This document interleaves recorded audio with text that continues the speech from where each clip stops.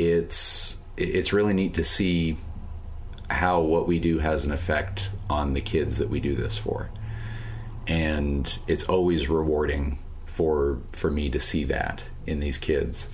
And I don't know what you'd call that, but that's the other thing that it is for me, is to be able to put on this show that we have and see the reaction in the kids and see how into it they get and see what it does to them, that they genuinely care about what happens to these characters.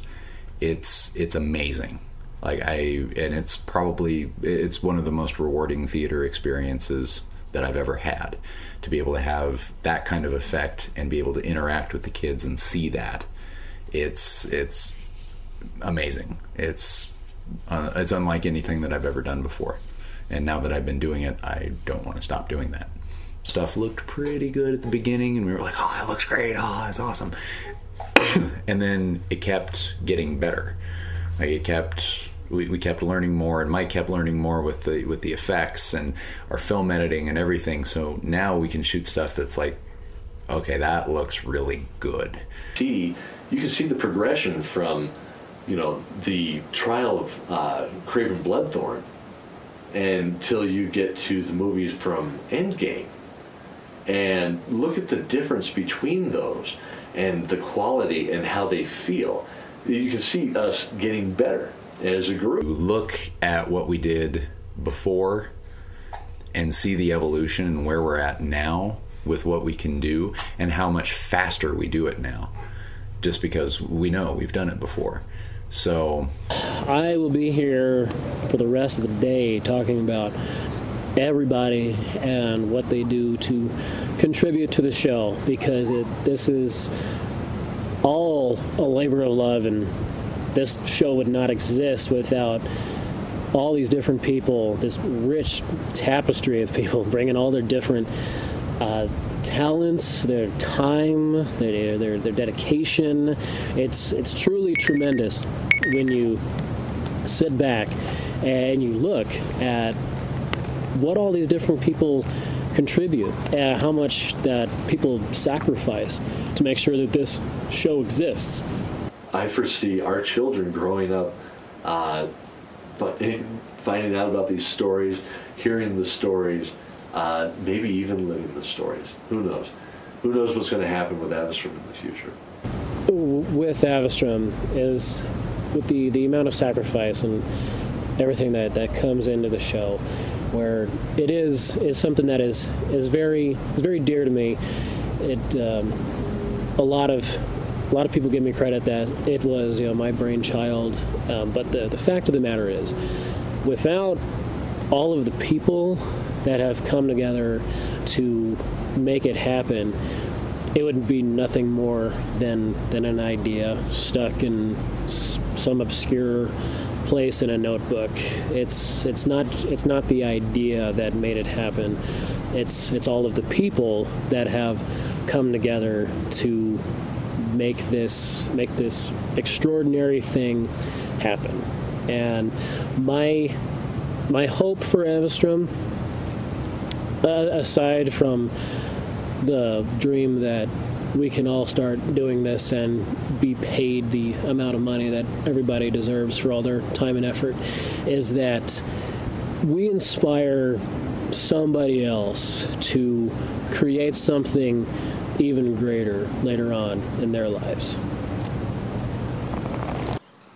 I'm gonna miss all of this. Seriously. It really has been a very large, passionate thing that I've been doing,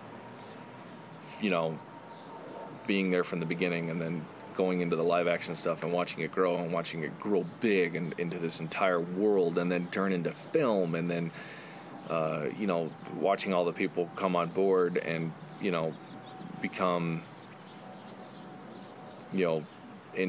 entranced and entrenched in what we were doing. Really made a big difference in my life, and I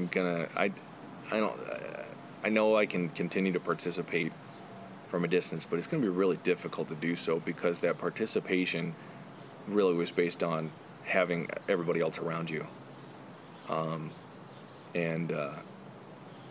You know, I'm going to lose some of that because I don't get the energy that comes from hanging out with other people and spitballing ideas and bouncing things back and forth and brainstorming. And it's just going to be me sitting there having to listen to what other people who have that opportunity to sit there and be there with other people have come up with, and then trying to work within it. And it's going to be hard to do that from such a distance, because on top of it all, this group of people is not, this acting troupe is not a group of professional acting people playing.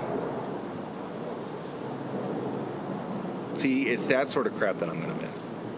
The whole, God damn it, we got to stop filming, there's a freaking plane. Who didn't file the FAA stuff? And, of course, we don't have FAA stuff. We're broke. But, you know, it's not, when I say it's not a professional group of people, we're very professional. We take it very, very seriously. But we're not getting paid to do this. And so I think there's a more level of passion that comes involved. And there's more of a level of commitment involved. And it really came down to the friendship that we all have that, you know, sprouted forth this thing called Avistrum. And I'm not going to be here to watch it continue to grow. And that sucks. Anything else I want to say now that I'm a dorky mess? Yes. I said earlier that Avistrum was a home, and it always will be. Josh and I are having this crazy madcap year where we're trying to move out of state, and we left and said our goodbyes, and then we came back, and now we're on our way out again, and it's exciting, and it's amazing, and it's wonderful. But I think the biggest thing in the world that I'm going to miss is, that I already do miss, is the constant camaraderie and shared work with the Avistrum family.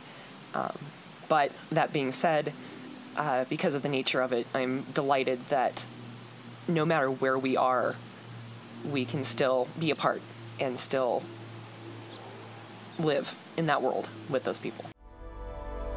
Thank God for allies. Agreed.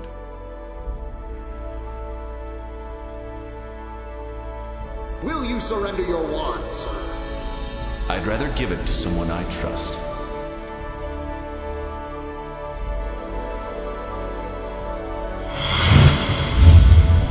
There are times in all of our lives when we take a look at our surroundings and we cannot help but think, if someone had told me years ago that I would be here and talking to this person, I would have called them crazy.